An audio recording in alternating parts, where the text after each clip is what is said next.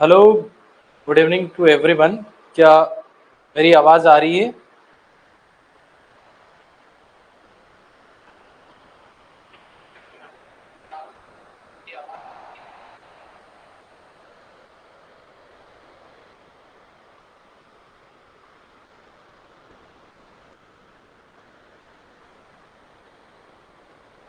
चलिए आइए शुरुआत करते हैं आज के अपने अगले टॉपिक से। कल हमने समझ लिया था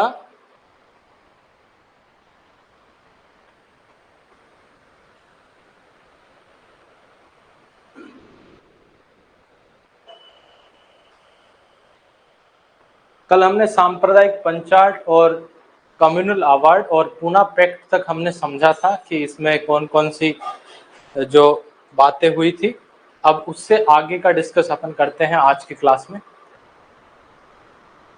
तो देखिए विद्यार्थियों, आज का अपना पहला टॉपिक है क्रिप्स मिशन 1942। हम समझेंगे इसके बारे में। तो देखिए, फिलहाल कोई भी स्टूडेंट हमारे साथ ज्वाइन नहीं हुए हैं।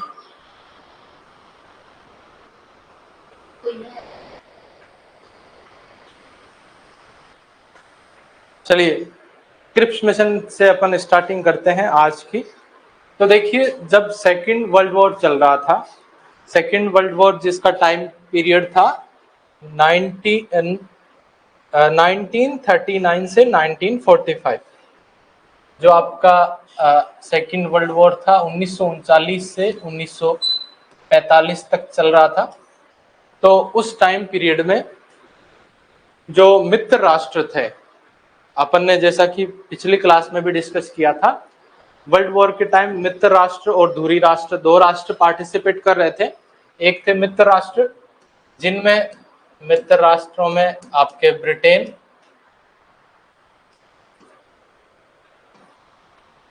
फ्रांस, रूस, ऐसे कंट्रीज पार्टिसिपेट कर रहे थे। और जो दूसरा था धुरी राष्ट्र, उसमें आपके सेकेंड वर्ल्ड वॉर में जो जर्मनी, जापान तथा इटली, ये ऐसे कंट्रीज इसमें पार्टिसिपेट कर रहे थे। तो हम ये समझ रहे हैं कि जब सेकेंड वर्ल्ड वॉर चल रहा था, जिसका टाइम पीरियड था 1939 से 1945 तक, इस टाइम पीरियड में दो जो खेमे थे उनके बीच में वर्ल्ड वॉर सेकेंड चल रहा था, जिनमें पहला था मित्र राष्ट्र। मित्र राष्ट्र में आपके ब्रिटेन, फ्रांस और रसिया जैसे कंट्रीज शामिल थे, वो पार्टिसिपेट कर रहे थे। और जो दूसरा था धुरी राष्ट्र, धुरी राष्ट्र में आपके जर्मनी, जापान तथा इटली जैसे कंट्रीज हैं, वो पार्टिसिपेट कर रहे थे। तो इसी टाइम पीरियड में जो आपके ब्रिटेन है, उसने भारतीय नेताओं से, जो इंडियन लीडर्स थे, उनसे बातचीत करने के लिए एक मिशन है जिसका नाम था क्रिप्स मिशन। इसको 1942 में इंडिया में भेजा था। अब देखिए आगे की बात इसमें क्या हुई। अब ये जब उस टाइम पीरियड में भारत में आया था, तो इसकी कुछ इस मिशन को लेकर कुछ बातें कही गई थी, इनकी कुछ रिकमेंडेशंस थी, वो अपन समझते हैं कौन कौन सी थी। तो इन्होंने भारत में जब आए थे तो इनका मोटिव था कि भारतीय नेताओं से बातचीत की जाए और जो भारत के जो सैनिक है उनको सेकेंड वर्ल्ड वॉर में शामिल किया जाए, ताकि अपन सेना को बढ़ा सके और इसमें अपन जीत हासिल कर सके जो दूसरे दूरी राष्ट्र है उनके साथ। इसीलिए वो यहाँ पे आए थे 1942 में एक मिशन लेके, जिसका नाम था क्रिप्स मिशन। अब देखिए, इस मिशन की अगली बात ये थी कि इनकी कुछ बातें थी, कुछ इनमें रिकमेंडेशंस थी। वो कौन कौन सी थी अपन समझते हैं। तो इन्होंने कहा था कि हम भारत को डोमिनियन स्टेटस का दर्जा देंगे। पहली बात इन्होंने ये कही थी, जो मिशन आया था, कि भारत को डोमिनियन स्टेटस का दर्जा हम देंगे। डोमिनियन स्टेटस का दर्जा क्या होता है, जैसा कि मैंने पहले भी आपको बताया था, किंतु एक बार वापस बताना चाहूंगा। डोमिनियन स्टेटस का दर्जा, इसका मतलब ये होता है कि जो आंतरिक इंटरनल जो गवर्नमेंट है उसके सारे डिसीजंस, जैसे चुनाव में पार्टिसिपेट करना, अपने लिए लॉज बनाना, जो पॉलिसीज बनाना, ये सारे हैं वो जो भारतीय लीडर्स हैं उनके पास में ये सारी पावर्स रहेगी। किंतु 3 सेक्टर जैसे डिफेंस, फॉरेन मामले, विदेशी मामले और कम्युनिकेशन, संचार के मामले, इन तीनों मामलों में जो फाइनल पावर है वो ब्रिटेन के पास रहेगी। इस वाले जो ये ऐसा सिस्टम था, इसको डोमिनियन स्टेटस का दर्जा कहा जाता है। अब इन्होंने कहा पहली बात इस मिशन में कि भारत को डोमिनियन स्टेटस का दर्जा दिया जाएगा। दूसरी बात इनकी ये थी कि भारतीय संविधान के निर्माण के लिए भारत में एक कॉन्स्टिट्यूशन का निर्माण किया जाएगा और उसके लिए कॉन्स्टिट्यूएंट असेंबली बनाई जाएगी। ये इस मिशन की दूसरी बात थी।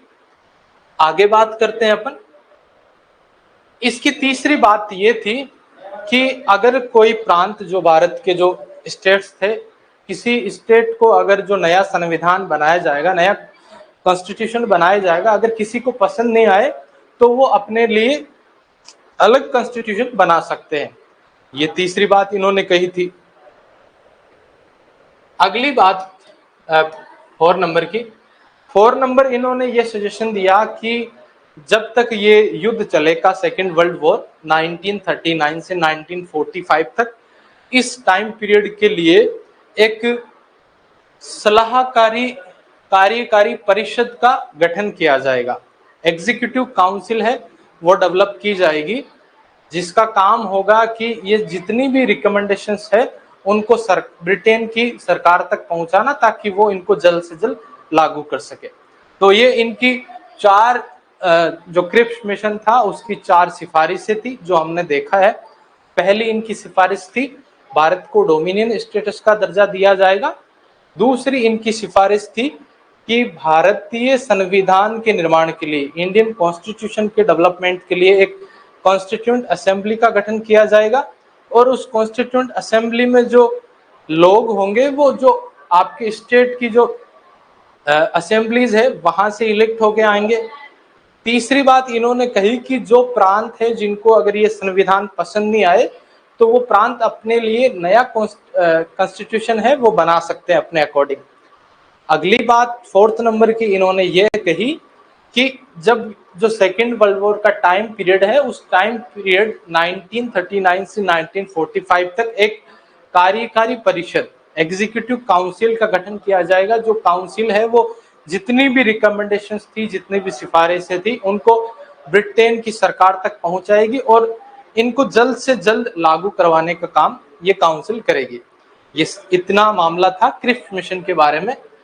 अब जब इस मिशन की बातें गांधी जी ने सुनी तो उन्होंने इस मिशन को कहा, इन सिफारिशों को जो इनकी रिकमेंडेशन थी, इनको कहा post dated cheque. Post dated cheque, post dated cheque क्या होता है स्टूडेंट्स?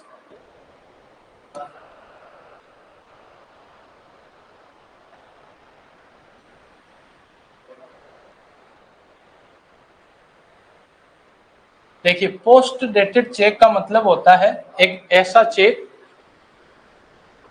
चेक जैसे अभी अपन को पैसे अभी चाहिए, लेकिन उस चेक में जो डेट डाली होती है वो फ्यूचर की किसी डेट को डाला होता है, लंबे टाइम के बाद की डेट को, जिसमें क्या होगा कि आपको पैसे की नीड अभी है लेकिन उसमें जो डेट है वो काफी लंबे टाइम के बाद की, फ्यूचर में आने वाली डेट डाली जाएगी। उसके कारण आप अपनी जो जरूरत है, आप पैसे आपको अभी चाहिए तो आप अभी पैसे है वो प्राप्त नहीं कर पाओगे, आप पैसे अभी नहीं ले पाओगे। वैसे ही ये जो क्रिप्स मिशन की जो सिफारिशें थी, उनमें जो सिफारिशें थी उनकी जरूरत उसी टाइम पीरियड में थी देश को, भारतीय नागरिकों को इन सारी सिफारिशों को उसी टाइम लागू करवाना था। लेकिन इन्होंने क्या कहा था क्रिप्स मिशन ने कि इन सिफारिशों को हम सेकेंड वर्ल्ड वॉर के बाद में लागू करेंगे। तो जरूरत अभी थी लेकिन बाद में लागू करने के लिए उन्होंने कहा।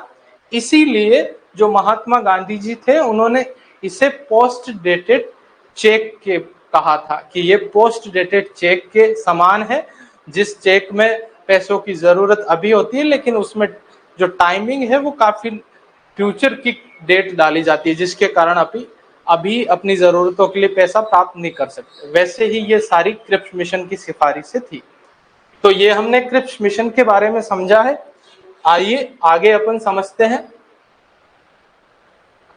अब अगला अपना टॉपिक है भारत छोड़ो आंदोलन 1942, क्विट इंडिया मूवमेंट 1942। समझते हैं ये क्या था।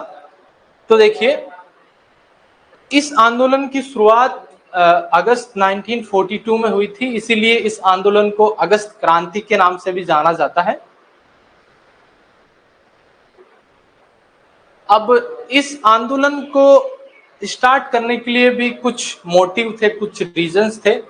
तो हम समझते हैं कि इस आंदोलन जो क्विट इंडिया मूवमेंट था 1942 का, उसको स्टार्ट करने के लिए कौन कौन से रीजंस थे जिनकी वजह से इस मूवमेंट को स्टार्ट करना पड़ा।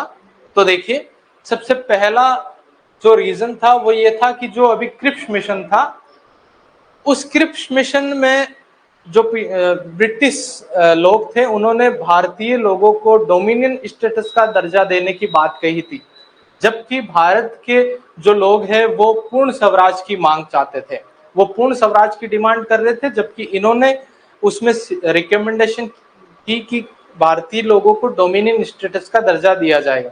तो इस बात से भारतीय नागरिक नाराज थे, इसीलिए उन्होंने ये जो क्विट इंडिया मूवमेंट है इसकी स्टार्टिंग की थी। सो फर्स्ट रीजन इसकी स्टार्टिंग के लिए ये वाला था।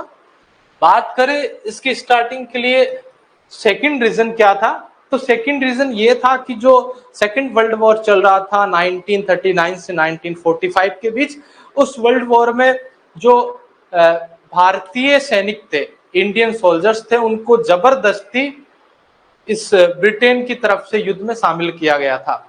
तो उसकी वजह से भारतीय लोग नाराज थे। तो उस नाराजगी की वजह से उन्होंने इस मूवमेंट की स्टार्टिंग की थी। सो ये सेकंड रीजन था इसकी स्टार्टिंग के लिए।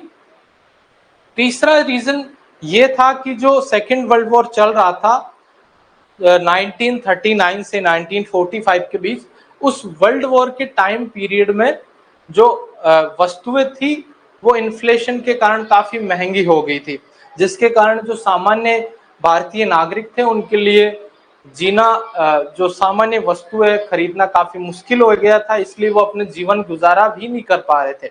तो इसकी वजह से वो परेशान थे, क्योंकि इन्फ्लेशन बहुत ज्यादा बढ़ गई। इसलिए उन्होंने इस परेशानी के कारण भी क्विट इंडिया मूवमेंट की स्टार्टिंग करने के बारे में सोचा। सो ये तीन रीजंस थे जिनकी वजह से ये जो आपका भारत छोड़ो आंदोलन या फिर क्विट इंडिया मूवमेंट है, इसकी स्टार्टिंग करनी पड़ी थी। तो हमने ये तीन रीजन समझे हैं। पहला रीजन क्या था? पहला रीजन क्रिप्स मिशन आया था जो भारत में, उस मिशन में डोमिनियन स्टेटस का दर्जा देने की बात कही थी, लेकिन भारतीय लोग हैं वो पूर्ण स्वराज की डिमांड कर रहे थे, इसलिए वो नाराज थे। दूसरा रीजन ये था कि जो सेकेंड वर्ल्ड वॉर था उसमें भारतीय जो सोल्जर्स थे उनको जबरदस्ती वर्ल्ड वॉर में शामिल किया गया, इसलिए नाराजगी थी। और तीसरा रीजन ये था कि वर्ल्ड वॉर के टाइम जो 1939 से 1945 के बीच चला, उसमें इन्फ्लेशन काफी ज्यादा थी, इसके लिए लोग नाराज थे, तो उनका जीवन गुजारा करना काफी मुश्किल हो गया, इसीलिए उन्होंने इस बड़े मूवमेंट की स्टार्टिंग की थी, भारत छोड़ो आंदोलन की। आइए आगे बात करते हैं अपन। तो जब ये आंदोलन चल रहा था, भारत छोड़ो आंदोलन, इस टाइम महात्मा गांधी जी थे, उन्होंने एक नारा भी दिया था, करो या मरो का नारा। महात्मा गांधी जी हमेशा वायलेंस के लिए बिल्कुल भी समर्थक नहीं थे, वो वायलेंस में विश्वास नहीं करते थे, वो नहीं चाहते थे कि हिंसा हो। किंतु इस जो मूवमेंट था, इस मूवमेंट में क्या हुआ कि गांधी जी को गिरफ्तार करके जेल में डाल दिया गया था। जब गांधी जी को गिरफ्तार करके जेल में डाल दिया गया, तो जो इस मूवमेंट की लीडरशिप थी वो आम लोगों के हाथों में आ गई थी, सामान्य भारतीय नागरिकों के हाथों में। अब जब मेन लीडर ही ना रहे और हर कोई जो सामान्य नागरिक है वो लीडर बन जाए, तो फिर क्या हुआ कि वायलेंस ज्यादा मात्रा में देखने को मिले इस मूवमेंट के दौरान। अब हिंसा अधिक मात्रा में हुई थी। अब इसी के कारण फिर जो देश के अलग अलग जो एरियाज थे वहां पे ब्रिटिश गवर्नमेंट के जैसे ही लोगों ने अपनी अपनी अपने हिसाब से गवर्नमेंट सेटअप करना स्टार्ट कर दिया। 3 जगह गवर्नमेंट लोगों ने मिलके सेटअप की थी ब्रिटिश गवर्नमेंट के जैसे ही।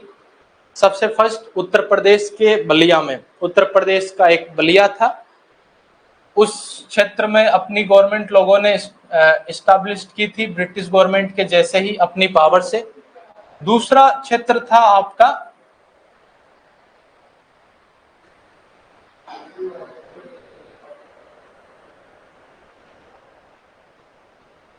बंगाल का मिदनापुर।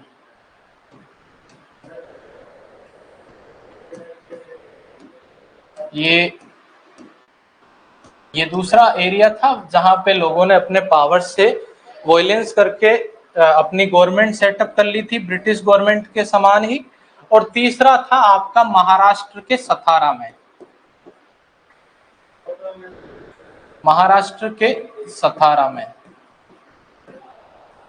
ये 3 एरियाज ऐसे थे जहां पे ब्रिटिश गवर्नमेंट के समान ही भारतीय नागरिकों ने वॉयलेंस का यूज करते हुए अपनी पावर से यहाँ पे अपनी अपनी गवर्नमेंट है अपने हिसाब से सेटअप कर ली थी। नंबर फर्स्ट यूपी का बलिया एरिया था, नंबर सेकंड था बंगाल का मिदनापुर और नंबर थर्ड था महाराष्ट्र का सतारा। ये हमने 3 चीजें समझी है। अब देखिए इस मूवमेंट के टाइम जो क्विट इंडिया मूवमेंट था, भारत छोड़ो आंदोलन, इस मूवमेंट के टाइम कुछ कार्यक्रम हुए थे। कौन कौन से जो चीजें हैं वो हमने देखने को मिली, उनके बारे में हम समझते हैं मूवमेंट में कौन किस तरीके से काम हुआ था। तो पहला ये था कि इस मूवमेंट के टाइम पीरियड में जो स्टूडेंट्स थे, जो विद्यार्थी वर्ग के लोग थे, उन्होंने बहुत बड़ी संख्या में पार्टिसिपेट किया। ये पहला इस मूवमेंट का तरीका था। दूसरा ये था कि जो डाकघर और जो आपके बैंक थे, ब्रिटिश पोस्ट ऑफिस एंड जो बैंक थे, उन एरियाज में आग लगा दी गई। भारतीय जो क्रांतिकारी लोग थे और उनमें जो जितना भी पैसा था डाकघरों और बैंक्स में उनको लूटा गया। दूसरा इनका काम करने का तरीका इस मूवमेंट के टाइम जो घटनाएं हुई थी वो दूसरी घटना ये थी। तीसरी घटना इस मूवमेंट के टाइम ये हुई थी कि जो आंदोलनकारी थे, जो भारतीय लोग थे जो इसमें पार्टिसिपेट कर रहे थे, उन्होंने जो अनटचेबिलिटी, जो छुआछूत है, उसको समाप्त करने का प्रयास किया। क्योंकि सभी समुदाय को लोग इसमें पार्टिसिपेट कर रहे थे, सभी कम्युनिटीज के लोग इसमें पार्टिसिपेट कर रहे थे, तो उन्होंने सोचा कि जो छुआछूत है वैसी इस टाइप की अनटचेबिलिटी जैसी जो चीजें है, गलत चीजें, वो नहीं होनी चाहिए, इसलिए उनको समाप्त करने का प्रयास किया गया इस मूवमेंट के टाइम।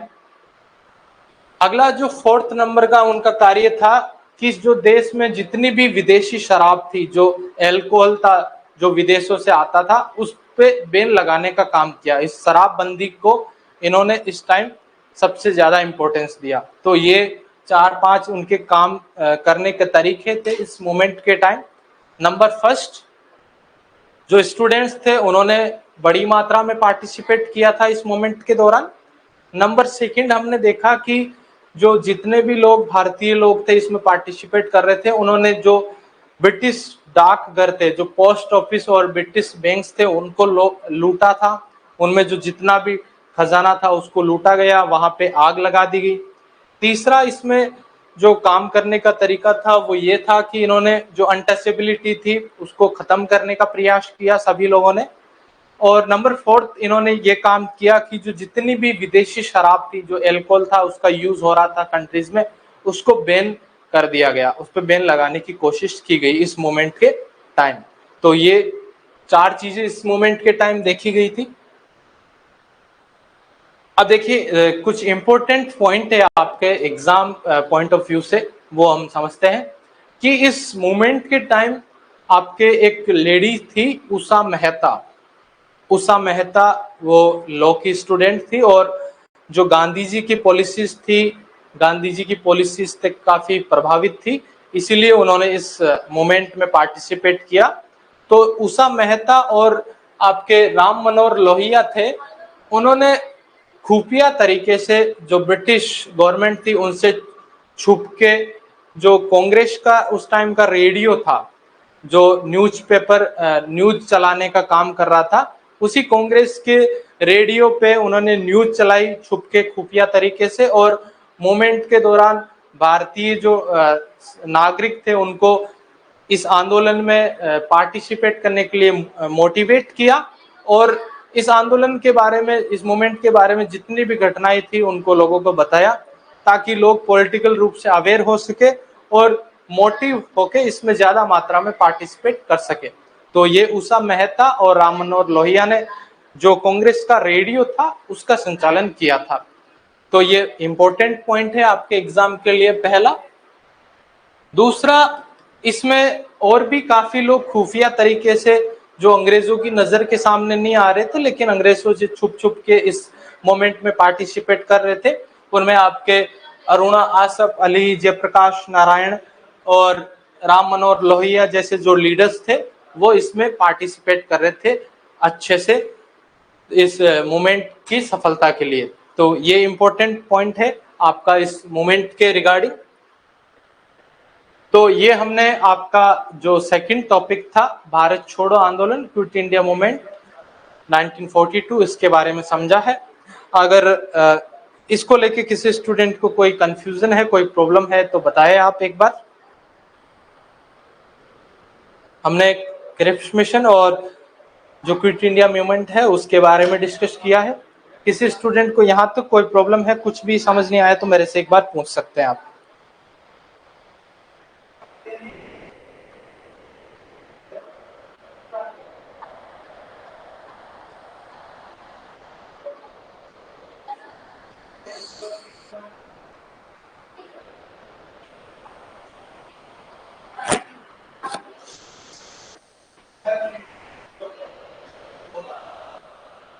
मैं आप सभी स्टूडेंट के मैसेज का वेट कर रहा हूं। अगर आपको कोई प्रॉब्लम है तो 2 मिनट के लिए मैं वेट कर रहा हूं, आप मुझे बताएं, वरना फिर अपन आगे बढ़ते हैं।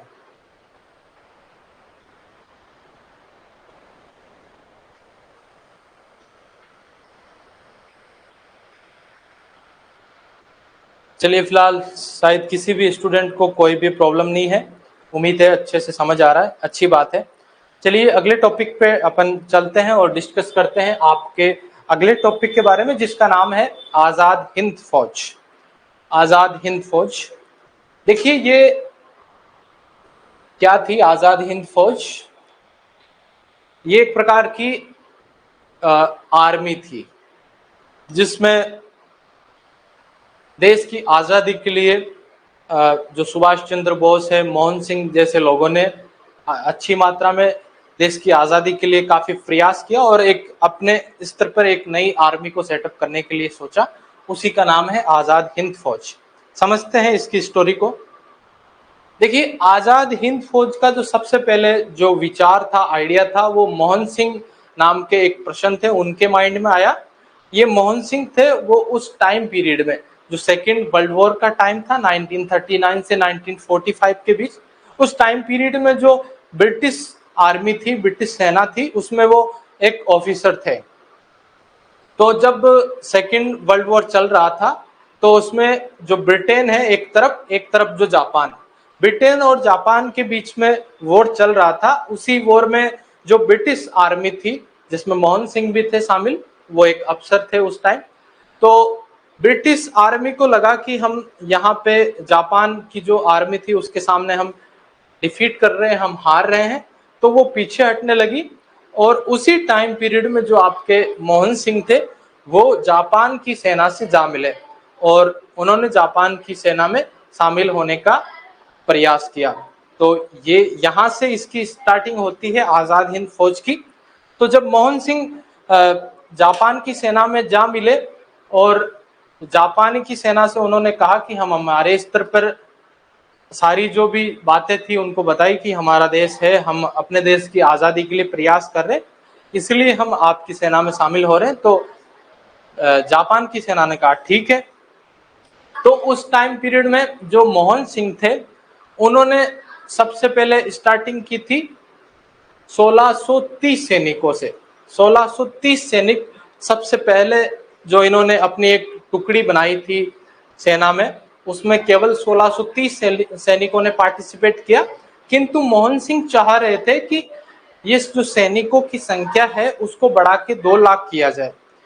किंतु जो जापान की आर्मी थी वो चाहती थी कि ये जो मोहन सिंह, ये जो आजाद हिंद फौज अपने अंडर में बना रहे हैं ब्रिटेन की सेना से लड़ने के लिए, उसमें केवल 2000 सैनिक ही पार्टिसिपेट करने चाहिए, क्योंकि अगर 2 लाख सैनिक पार्टिसिपेट करेंगे तो ये निश्चित रूप से जो जापान की आर्मी थी उनके लिए भी खतरा साबित हो सकता था। इसलिए उनको थोड़ा सा डर लग रहा था कि इतनी बड़ी मात्रा में अगर इनके अंडर में 2 लाख सैनिक पार्टिसिपेट करेंगे तो ये हमारे लिए भी डेंजर हो सकता है। तो इस बात को लेके मोहन सिंह और जापान की आर्मी में दोनों में विरोध देखने को मिला, एक दूसरे से हाथापाई हुई, और फिर उसी टाइम पीरियड में जो मोहन सिंह थे उनको जापान की आर्मी ने गिरफ्तार कर लिया। तो ये इसका पहला फेज था आजाद हिंद फौज के सेटअप करने का, इस्टेब्लिश होने का। तो इस पहले फेज में प्रयास किया था आपके मोहन सिंह ने, किंतु ये प्रयास पूर्ण रूप से आपके सक्सेस नहीं हो पाया, क्योंकि मोहन सिंह को गिरफ्तार कर लिया था। अब इसका जो दूसरा फेज है आजाद हिंद फौज का, उसकी स्टार्टिंग होती है जब आपके सुभाष चंद्र बोस थे वो सिंगापुर जाते हैं, और सिंगापुर जाके वो इस जो आजाद हिंद फौज थी इसकी कमान, इसकी लीडरशिप अपने हाथों में लेते हैं। उस टाइम पीरियड में सुभाष चंद्र बोस के कुछ सहयोगी भी थे, जिनमें आपके 3-4 लोगों के नाम देखने को मिलते हैं।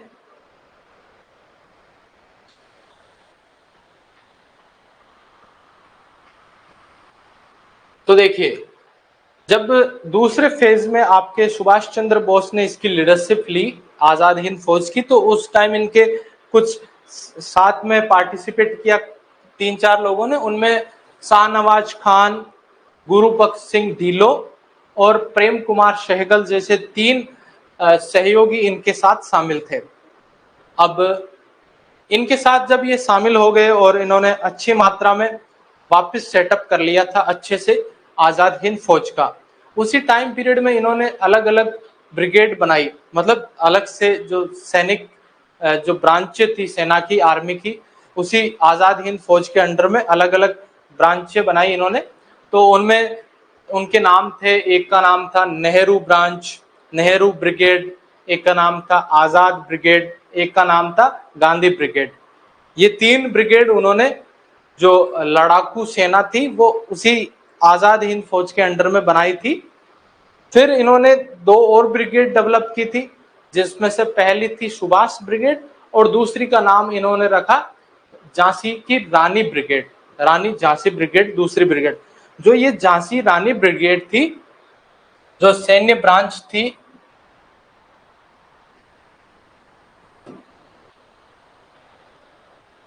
झांसी रानी, इस वाली ब्रिगेड या फिर जो ब्रांच थी, उसमें केवल जो वुमेन सोल्जर्स थी वही इसमें पार्टिसिपेट कर रही थी।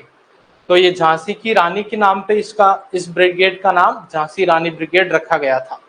ये यहाँ तक सारी बातें हुई।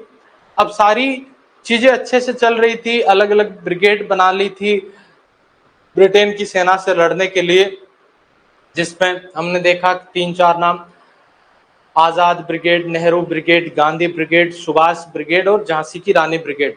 ब्रिगेड का मतलब आजाद हिंद फौज के कंट्रोल में अलग अलग ब्रांचेस, जिसमें थोड़ी थोड़ी मात्रा में सैनिक है वो पार्टिसिपेट कर रहे थे ब्रिटेन की सेना को साथ फाइट करने के लिए।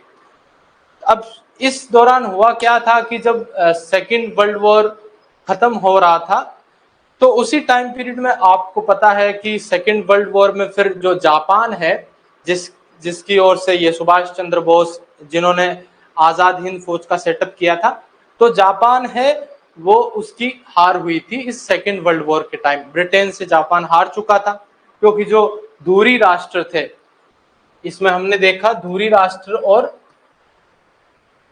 एक थे दूरी राष्ट्र, 2 राष्ट्र, और दूसरा था मित्र राष्ट्र।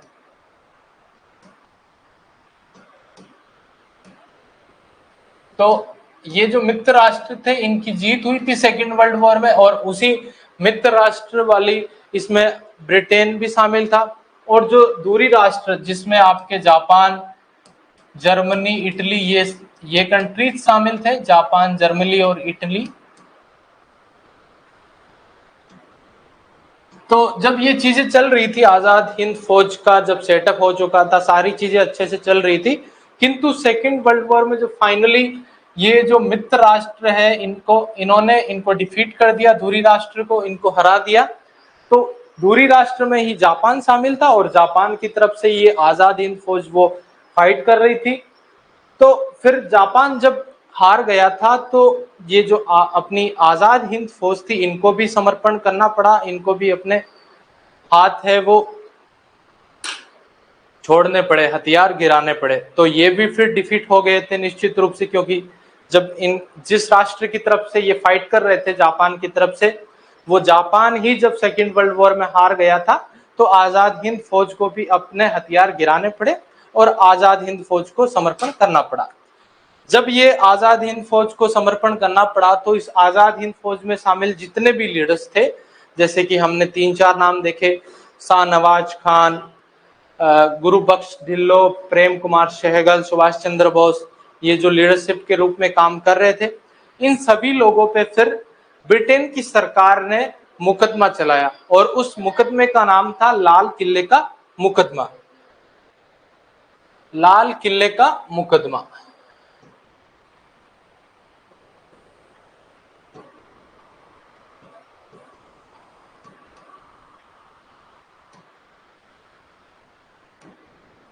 अब इन सभी लोगों पे लाल किले में मुकदमा चलाया गया था, इनको फांसी की सजा देने के लिए। किंतु इस जो आजाद हिंद फौज थी, इसमें जैसा कि हमने देखा सभी कम्युनिटीज के लोग पार्टिसिपेट कर रहे थे। शाहनवाज खान मुस्लिम कम्युनिटी की तरफ से, गुरुबख्श सिंह ढिल्लो सिख समुदाय की तरफ से, प्रेम कुमार सहगल, सुभाष चंद्र बोस, हिंदू, मुस्लिम, सिख, सभी कम्युनिटीज से ये सारे लीडर्स इसमें पार्टिसिपेट कर रहे थे। तो उस टाइम पीरियड में जब देश के लोगों को पता चला कि इनके खिलाफ लाल किले में मुकदमा चलाया जा रहा है, तो पूरे देश की कम्युनिटीज के लोग हैं वो एक हो गए इन ब्रिटिश की गवर्नमेंट का प्रोटेस्ट करने के लिए। और उसी टाइम पीरियड में इन सभी लोगों का जो मैंने नाम बताए, सुभाष चंद्र बोस, गुरुबख्श सिंह ढिल्लो, प्रेम कुमार सहगल, शाहनवाज खान, इन सभी की तरफ से मुकदमा लड़ने के लिए बड़े बड़े वकील लोग आए। और उसी टाइम पीरियड में जो आपके जवाहरलाल नेहरू थे, उन्होंने, जो कि वकील थे निश्चित रूप से, तो उन्होंने भी काफी लंबे टाइम के बाद वकालत स्टार्ट की थी उस केस को लड़ने के लिए इनकी तरफ से। जब पूरे देश के लोगों का ब्रिटिश की गवर्नमेंट पे प्रेशर था, सभी लोग एकजुट हो गए थे, तो फिर फाइनली ब्रिटेन की गवर्नमेंट को घुटने टेकने पड़े। और उन्होंने कहा कि जिन लोगों ने ज्यादा मात्रा में वायलेंस किया है, केवल उन्हीं को सजा दी जाएगी, बाकी लोगों को इन्होंने बरी कर दिया। और इस प्रकार से ये आजाद हिंद फौज का मामला यहीं पे समाप्त हो गया था। तो ये हमने आजाद हिंद फौज के बारे में समझा है। उम्मीद है आप सभी को समझ में आया होगा। आइए आगे बढ़ते हैं, अगला अपन डिस्कस करते हैं। अब देखिए, जब ये आजाद हिंद फौज थी, उस टाइम आपके जो सुभाष चंद्र बोस थे, उन्होंने 2 नारे दिए थे। एक नारा था दिल्ली चलो, दिल्ली चलो का नारा इसी टाइम पीरियड में दिया था उन्होंने। और इनका दूसरा नारा था सुभाष चंद्र बोस का, करो या सॉरी, तुम मुझे खून दो मैं तुम्हें आजादी दूंगा।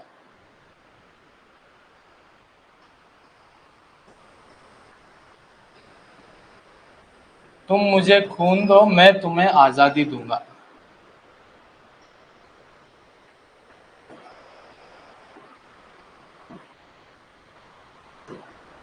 ये दोनों जो नारे हैं वो इसी आजाद हिंद फौज का जब सेटअप हुआ था, उसी टाइम पीरियड में जब लाल किले का मुकदमा वगैरह चला, उसी टाइम पीरियड में सुभाष चंद्र बोस ने ये 2 नारे दिए थे जब आजाद हिंद फौज काम कर रही थी, एक्टिव थी। पहला था दिल्ली चलो, दूसरा था तुम मुझे खून दो मैं तुम्हें आजादी दूंगा। तो ये आप सभी स्टूडेंट्स को याद रखना है। आइए अब हम आगे डिस्कस करते हैं।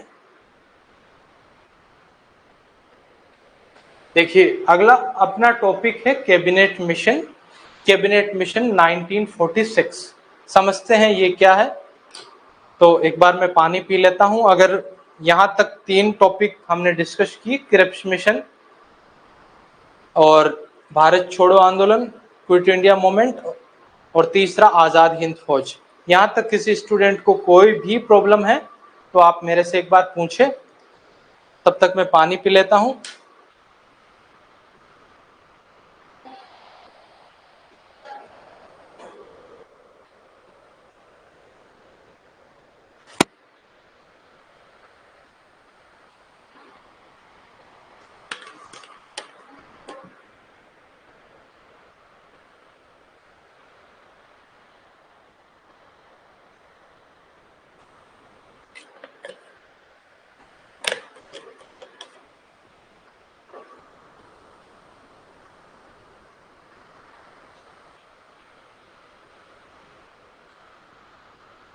तो फिलहाल किसी भी स्टूडेंट को कोई भी प्रॉब्लम नहीं है, सारी चीजें अच्छे समझ आ रही है। चलो अच्छी बात है। तो आइए फिर आगे का अपना जो टॉपिक है उसके बारे में डिस्कस करते हैं। अगला अपना टॉपिक है कैबिनेट मिशन 1946। देखिए ये क्या है। देखिए जब वर्ष 1946 में ब्रिटेन में लेबर पार्टी की गवर्नमेंट काम कर रही थी, तो उसी गवर्नमेंट ने अपने भारत में भारत की स्वतंत्रता और पार्टीशन मतलब विभाजन की प्रॉब्लम को सोल्व आउट करने के लिए इस कैबिनेट मिशन को भारत में भेजा था 1946 में ब्रिटेन की लेबर पार्टी की गवर्नमेंट ने। 2 रीजन थे। एक तो भारत में जो इंडिपेंडेंस के बारे में कि भारत को स्वतंत्रता देनी है, और दूसरा जो भारत और पाकिस्तान का विभाजन था। इन दोनों प्रॉब्लम के समाधान के लिए इस मिशन को भारत भेजा गया था। अब देखिए आगे का डिस्कस करते हैं अपन। अब देखिए इस मिशन में 3 मेंबर थे। जो ये कैबिनेट मिशन भारत आया था 1946 में, इसमें 3 मेंबर थे। पहले मेंबर थे स्टेफोर्ड क्रिप्स, जो कि इसके अध्यक्ष थे कैबिनेट मिशन के। दूसरा था पेंथिक लॉरेंस, और तीसरे जो मेंबर थे उनका नाम था एवी अलेक्जेंडर। सो 3 मेंबर इस कैबिनेट मिशन में शामिल थे। सबसे पहला स्टेफोर्ड क्रिप्स, दूसरा पेंथिक लॉरेंस, तीसरा एवी अलेक्जेंडर। ये आपको याद रखने हैं। अब देखिए कैबिनेट मिशन की भी कुछ रिकमेंडेशंस थी, कुछ सिफारिशें थी, उन्होंने भी कुछ बातें कही थी। तो वो हम समझते हैं कि कौन कौन सी बातें इस मिशन में शामिल थी। फर्स्ट, पहली इनकी बात थी कि जो पाकिस्तान के विभाजन की जो बात थी, पाकिस्तान के पार्टीशन की, उस डिमांड को इन्होंने नेग्लेक्ट कर दिया, अस्वीकार कर दिया। पहला इसका रिकमेंडेशन ये था कि पाकिस्तान के विभाजन है उसको स्वीकार कर दिया जाएगा और भारत में एक यूनियन का गठन किया जाएगा, भारत में एक संघ का निर्माण किया जाएगा। पहली इनकी सिफारिश ये थी। अब इन्होंने कहा कि जो भारत में संघ का निर्माण किया जाएगा उस यूनियन में 3 टाइप के स्टेट सेटअप किए जाएंगे, 3 टाइप के राज्य है उनका निर्माण किया जाएगा। पहला जो टाइप का स्टेट था उसमें केवल जो मुस्लिम मेजोरिटी के लोग हैं वो रहेंगे। पहले में मुस्लिम मेजोरिटी के लोग, दूसरे में हिंदू मेजोरिटी के लोग, और तीसरा राज्य जो आपका पंजाब है और जो बंगाल है उसको मिला के बनाया जाएगा। तो ये इनकी पहली सिफारिश थी, पहली रिकमेंडेशन थी इस कैबिनेट मिशन की, कि पाकिस्तान का विभाजन है वो नहीं किया जाएगा, भारत में एक यूनियन का सेटअप किया जाएगा और उस यूनियन में 3 टाइप के स्टेट बनाए जाएंगे। उनमें जो पहले टाइप का स्टेट है उसमें हिंदू मेजोरिटी के लोग, सेकंड टाइप में मुस्लिम मेजोरिटी के लोग, और तीसरे टाइप के स्टेट में पंजाब और बंगाल दोनों को मिला के स्टेट तीसरा टाइप का बनाया जाएगा। ये इनकी पहली सिफारिश थी कैबिनेट मिशन की। बात करते हैं इनकी दूसरी सिफारिश की, तो दूसरी सिफारिश इनकी ये थी कि भारत में एक कॉन्स्टिट्यूशन का निर्माण किया जाएगा और उस कॉन्स्टिट्यूशन के निर्माण के लिए एक कॉन्स्टिट्यूएंट असेंबली, संविधान सभा का गठन भी किया जाएगा और उस संविधान सभा में जो मेंबर है वो जो स्टेट की असेंबलीज है वहां से इलेक्ट किए जाएंगे। तो ये उनकी दूसरी सिफारिश थी कैबिनेट मिशन की।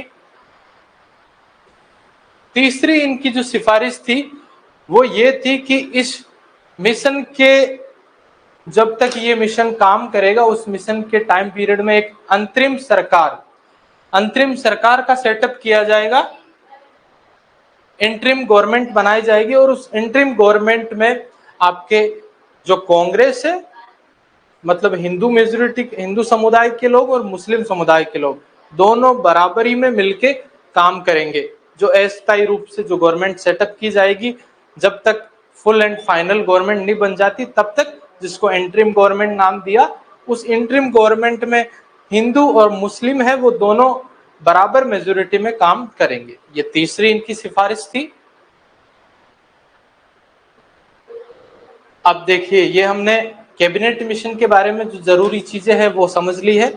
कैबिनेट मिशन 1946, इसमें हमने ये समझ लिया कि जब ब्रिटेन में आपके लेबर पार्टीज की गवर्नमेंट काम कर रही थी, उसी टाइम पीरियड में इस कैबिनेट मिशन को 1946 में भारत में दो प्रॉब्लम, एक तो भारत की इंडिपेंडेंस स्वतंत्रता और दूसरा भारत का विभाजन, भारत का पार्टीशन, इन दो प्रॉब्लम के समाधान के लिए इस मिशन को भारत में भेजा गया था।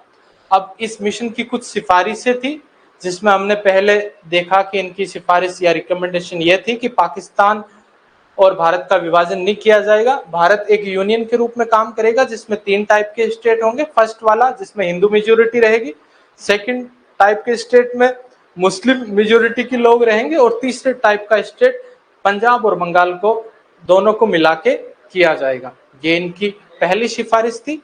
दूसरी इनकी सिफारिश रिकमेंडेशन ये थी कि भारत के लिए एक कॉन्स्टिट्यूशन का गठन किया जाएगा और उस कॉन्स्टिट्यूशन को बनाने के लिए कॉन्स्टिट्यूएंट असेंबली यानी संविधान सभा का गठन किया जाएगा और उस संविधान सभा में जो स्टेट असेंबलीज है वहां से मेंबर इलेक्ट होके आएंगे।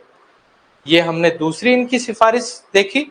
फिर हमने इनकी जो तीसरी सिफारिश थी वो ये देखी थी कि जब तक ये फुल एंड फाइनल गवर्नमेंट नहीं बन जाती तब तक एक इंटरिम गवर्नमेंट बनाई जाएगी तब तक काम करने के लिए, और उस इंटरिम गवर्नमेंट में हिंदू और मुस्लिम मेजोरिटी के लोग हैं वो बराबरी में रहेंगे और वो दोनों मिलकर काम करेंगे। ये तीन इनकी सिफारिश थी कैबिनेट मिशन 1946, ये हमने देखा।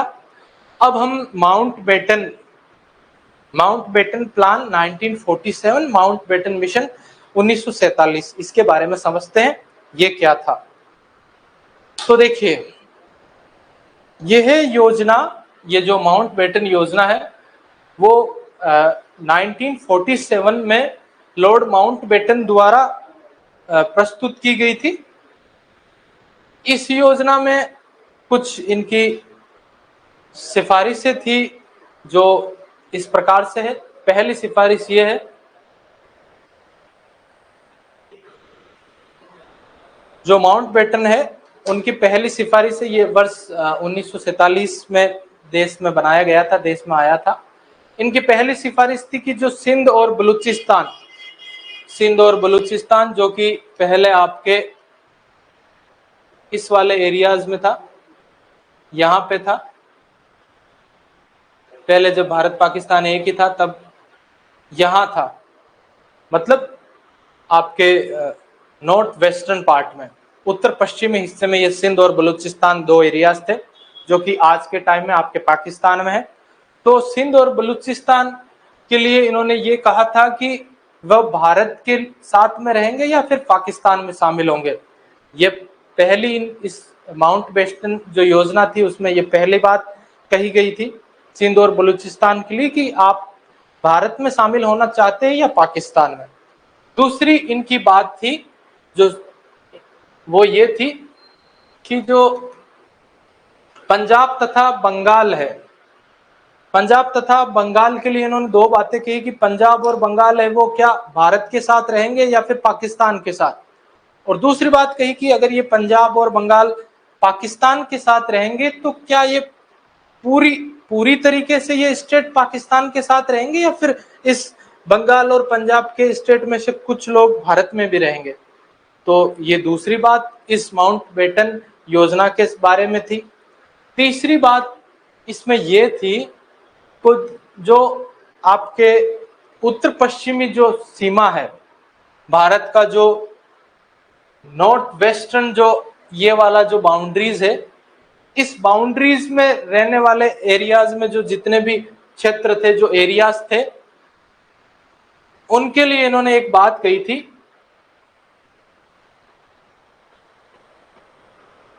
कि जो आपके जैसे कि ये भारत है फॉर एग्जाम्पल, सॉरी ये तो कुछ और ही बन गया, जैसे ये आपका एक बार मैं मैप बनाता हूं, जैसे ये फॉर एग्जाम्पल ये वाला आपका भारत है। तो यहाँ पे ये जो उत्तर पश्चिम नॉर्थ वेस्टर्न वाला जो पार्ट था, वहां की बाउंड्री में जो जितने भी एरियाज थे, उन एरियाज के लिए इन्होंने कहा कि जनमत संग्रह करवाना है, मतलब लोगों का डिसीजन जानना है कि वहां डायरेक्ट रूप से एक एक लोगों से पूछना है, एक एक व्यक्ति से कि आप पाकिस्तान में रहना चाहोगे या फिर भारत में रहना चाहोगे। तो ये तीसरी बात इस माउंटबेटन योजना के बारे में थी कि जो देश के उत्तर पश्चिमी क्षेत्र में जो जितने भी लोग निवास कर रहे थे, उनसे जनमत संग्रह करवाया जाए और उनसे उनकी राय ली जाए कि आप भारत में रहना पसंद करोगे या फिर पाकिस्तान में। तो ये तीसरी बात इसके बारे में थी। अगली बात ये थी कि जो देश का विभाजन किया जा रहा था भारत और पाकिस्तान का, तो जो बाउंड्रीज के बारे में भी जो विभाजन हो रहा था, जो सीमाओं का जो विभाजन हो रहा था, बाउंड्रीज का जो पार्टीशन हो रहा था उस टाइम, तो इस बाउंड्रीज के पार्टीशन के लिए, सीमाओं के विभाजन के लिए एक सीमा आयोग के गठन के बारे में इन्होंने रिकमेंड किया था माउंटबेटन योजना ने। तो सीमा आयोग के गठन का सुझाव भी इस माउंटबेटन योजना में दिया गया था कि जब देश का विभाजन हो जाएगा भारत और पाकिस्तान का, तो उस टाइम इनके बीच में जो बाउंड्रीज है उसके पार्टीशन के लिए एक सीमा आयोग का गठन किया जाएगा।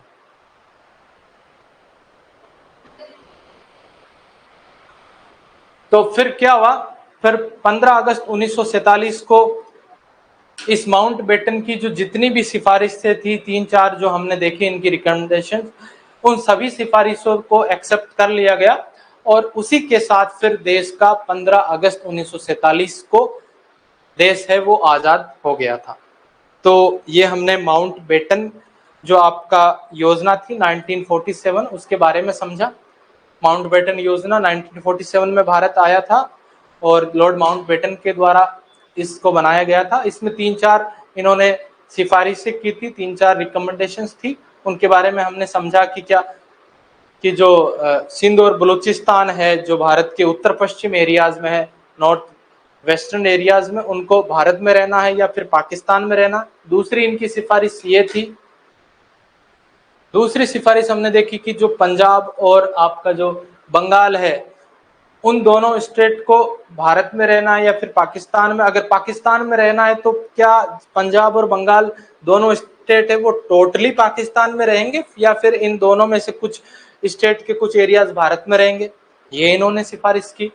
तीसरा इनका ये था कि जो आपके नॉर्थ वेस्टर्न उत्तर पश्चिमी जो बाउंड्रीज वाले एरियाज थे, उन एरियाज में लोगों से राय जाननी थी कि आप भारत में रहोगे या फिर पाकिस्तान में, लोगों से डायरेक्ट रूप से उनके बारे में समझा था जनमत संग्रह के द्वारा।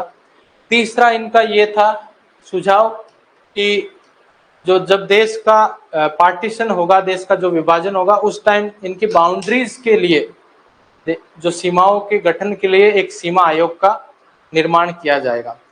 तो ये इनकी 4 सिफारिश थी माउंटबेटन योजना की।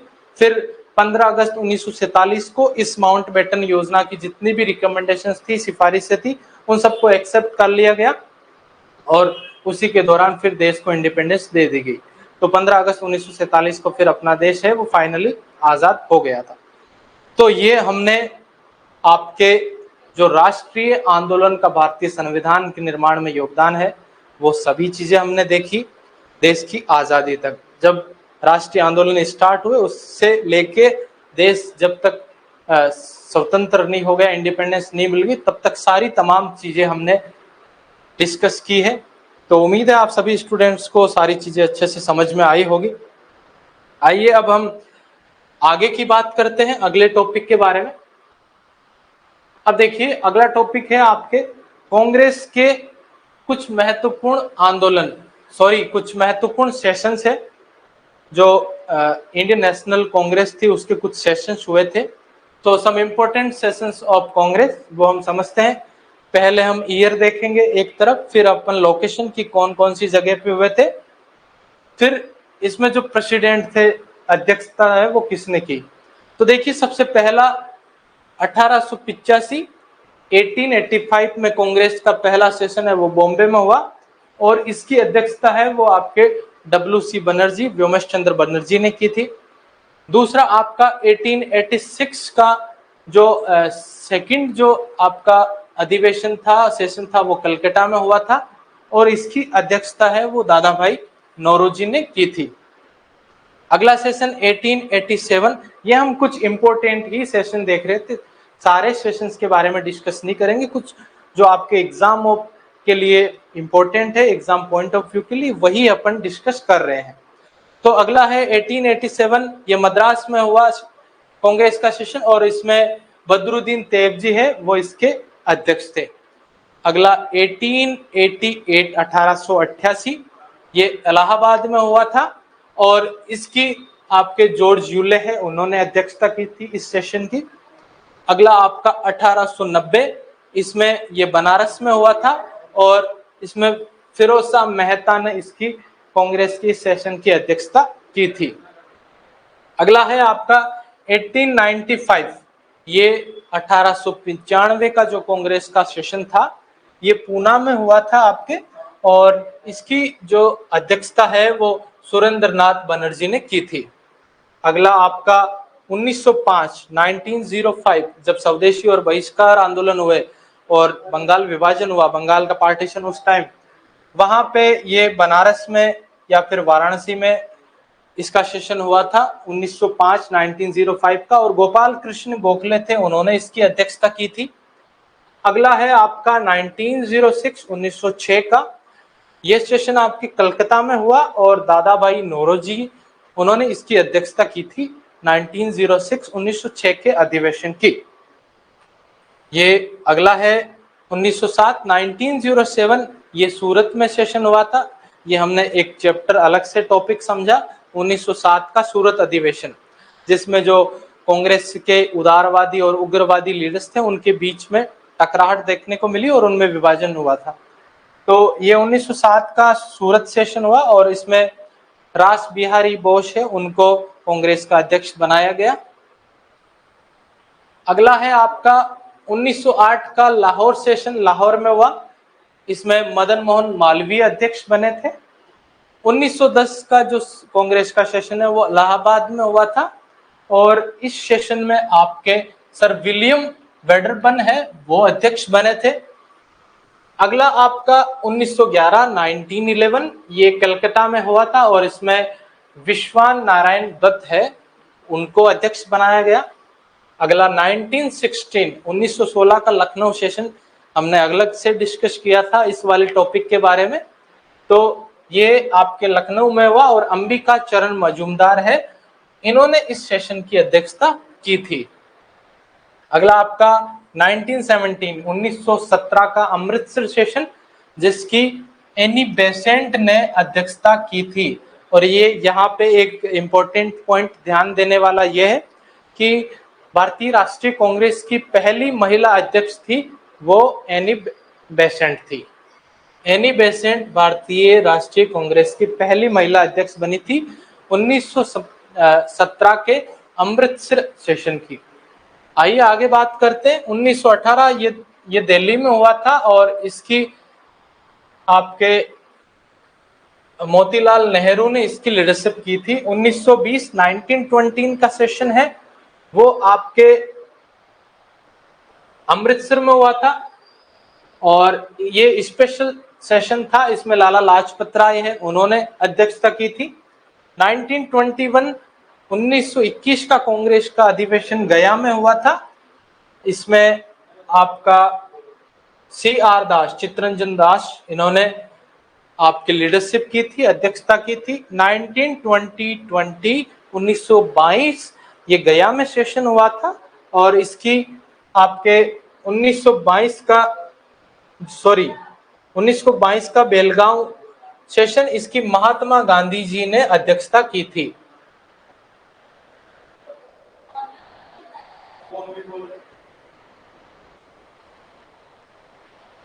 तो जो बेलगांव सेशन था उसकी अध्यक्षता महात्मा गांधी जी ने की थी, ये आपको याद रखना है। अब 1928 का कलकत्ता सेशन,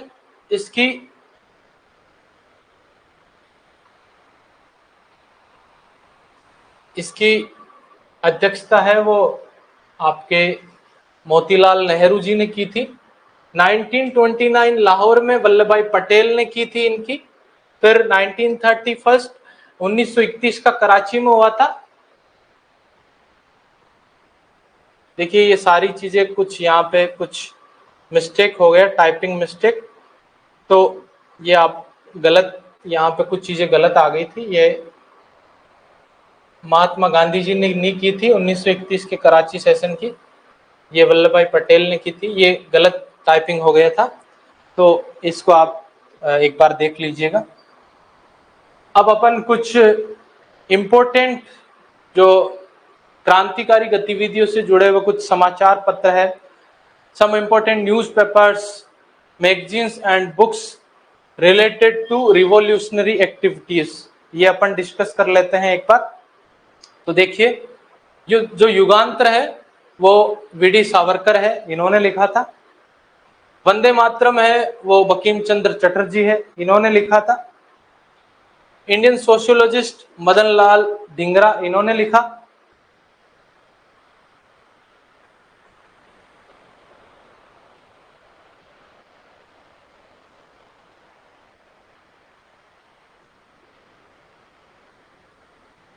ये सारी चीजें, ये भी कुछ यहाँ पे टाइपिंग मिस्टेक्स हो गई है, सो इसके लिए माफी चाहता हूं मैं, क्योंकि शायद टाइपिंग कुछ ज्यादा ही हो रही है। मैं टीम से बात करूंगा तो ये सारी चीजें आपको अच्छे से करके वापस ये आपको ऐप पे मिल जाएंगी।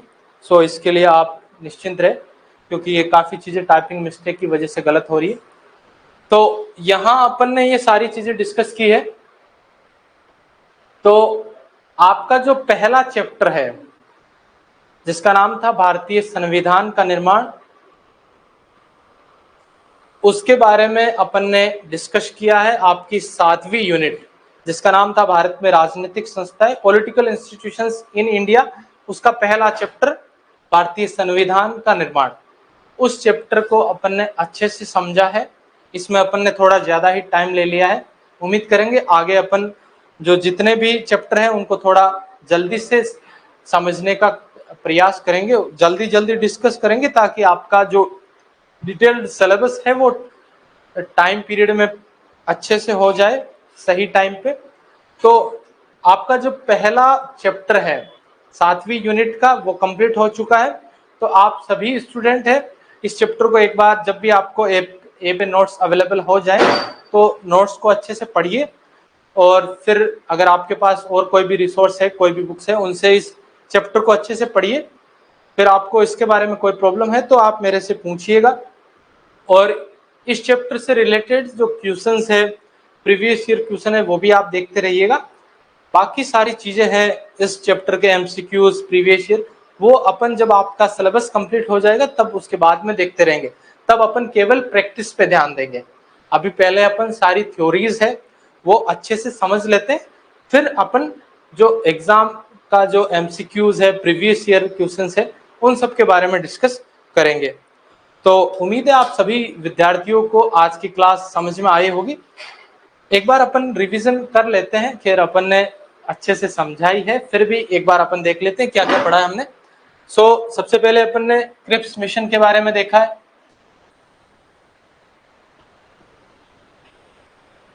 (1942). फिर अपन ने आपका कैबिनेट मिशन देखा, फिर अपन ने उससे पहले अपन ने देखा था भारत छोड़ो मूवमेंट, क्विट इंडिया मूवमेंट। दूसरा अपन का था भारत छोड़ो आंदोलन, ये इसमें अपन ने सारी चीजें समझी है।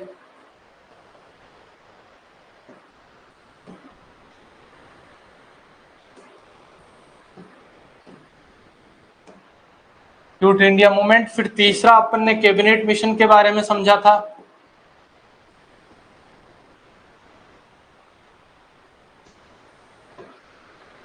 (1946). फिर अपन ने माउंटबेटन योजना के बारे में समझा था, माउंटबेटन प्लान 1947 के बारे में।